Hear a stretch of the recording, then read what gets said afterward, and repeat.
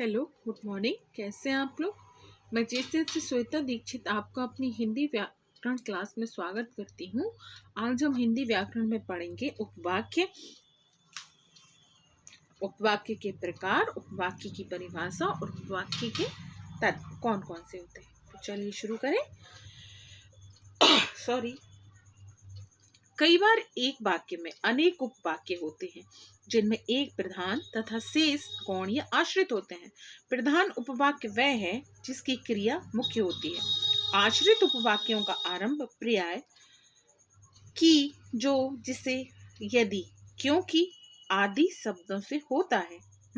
जो हमारा आश्रित उपवाक्य जो होगा वह उपवाक्य एक उपवाक्य हो गया, पर उसमें जो आश्रित उपवाक्य है वो निम्नलिखित योजक चिन्हों के द्वारा जुड़ा होगा, और वो योजक चिन्ह होंगे कि, जो, जिसे, यदि, क्योंकि। मधु स्वस्थ हो गई क्योंकि उसने दवाई समय पर ली। यहाँ पर मधु स्वस्थ हो गई वाक्य है। किसके द्वारा जुड़ा है ये? क्योंकि के द्वारा। क्योंकि क्या है? योजक चिन्ह। और आश्रित उपवाक्य क्या है हमारा? उसने दवाई समय पर ली। ठीक है। दूसरा उदाहरण भी देख लीजिए। दूसरा है, गांधी जी ने कहा कि हमें सत्य बोलना चाहिए। तो गांधी जी ने कहा, ये हमारा उपवाक्य। हमें सदा सत्य बोलना चाहिए, आश्रित उपवाक्य। ये जुड़ा किसके द्वारा है? की योजक शब्द के द्वारा। ठीक है। अब हम देखेंगे उपवाक्य के भेद।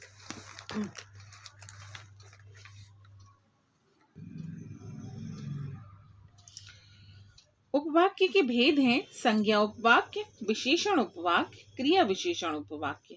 ठीक है। पहले हम देखेंगे संज्ञा। यानी आश्रित उपवाक्य के तीन भेद हैं। तीन भेद में है, पहला है संज्ञा, दूसरा है विशेषण और तीसरा है क्रिया विशेषण। संज्ञा जो आश्रित उपवाक्य संज्ञा की तरह व्यवहार में आता हो उसे संज्ञा उपवाक्य कहते हैं। यह कर्म या पूरक का काम करता है। जैसे संज्ञा करती है। संज्ञा उपवाक्य की पहचान यह है कि इस उपवाक्य में पूर्व की होता है। जैसे माता जी ने कहा कि आज खीर बनाएंगी। अगला है, युधिष्ठिर ने कहा कि हम युद्ध नहीं चाहते। नितिन चाहता है कि पास होना कठिन है। यानी संज्ञा उपवाक्य में की शब्द के द्वारा, की छोटी वाली की, खा में छोटी की मात्रा वाली की शब्द के द्वारा दूसरे वाक्य को इसके साथ जोड़ दिया जाता है। विशेषण उपवाक्य देखेंगे। विशेषण की तरह व्यवहार में आने वाला, अर्थात किसी संज्ञा या सर्वनाम शब्द की विशेषता बताने वाला वाक्यांश आश्रित उपवाक्य विशेषण उपवाक्य कहलाता है। मुख्य उपवाक्य के कौन, किसे, किन्हें आदि प्रश्न का उत्तर होता है, यह विशेषण उपवाक्य कहलाता है। विशेषण उपवाक्य का आरंभ या मध्य कहीं भी की आ सकता है। जैसे उस लड़की को अंदर बुलाओ जो बरामदे में बैठी है। अगला है, यह वही लड़की है जिसने कल शोर मचाया था। ये इसमें हमें उत्तर मिल रहा है कि उधम किसने किया था या शोर किसने मचाया था?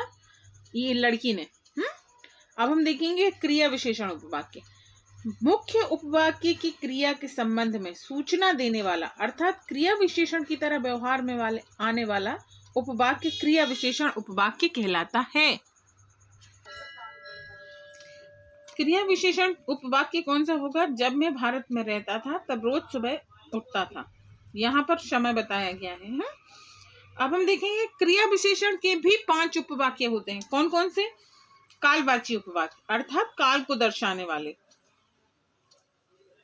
स्थानवाची उपवाक्य, इसमें स्थान को दर्शाने वाले क्रिया विशेषण होते हैं। कालवाची का उदाहरण है, जब मुन्नी रो रही थी तब मैं सो रही थी। ज्यों ही मैं विद्यालय के द्वार पर पहुंचा त्यों ही द्वार बंद हो गया। समय दर्शा रहे हैं ना ये इसमें। स्थानवाची में स्थान बताया जाएगा।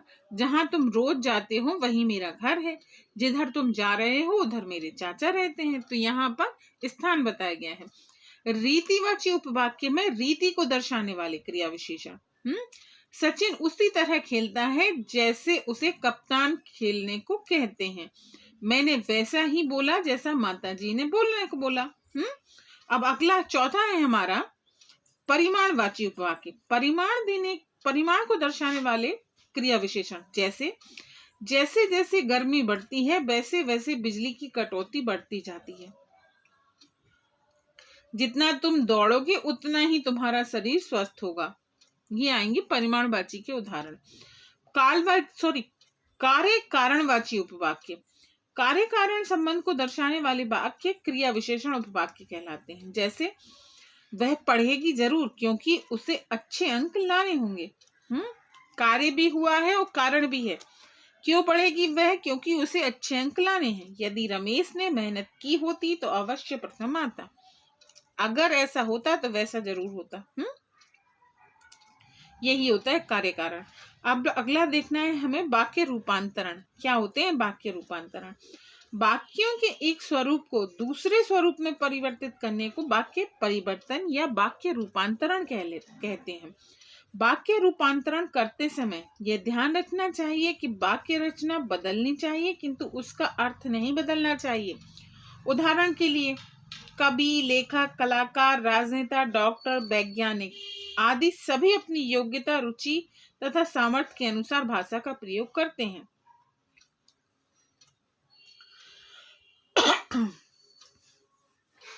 वाक्य परिवर्तित करते समय निम्नलिखित बातों का ध्यान रखना आवश्यक है। कौन कौन सी बातें? केवल वाक्य रचना बदलनी चाहिए, अर्थ नहीं।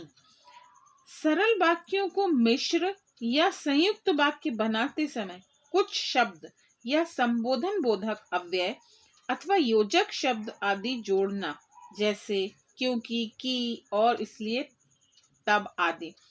संयुक्त मिश्र वाक्यों को सरल वाक्यों में बदलते समय योजक शब्दों या संबंध बोधक अव्ययों का लोप होना।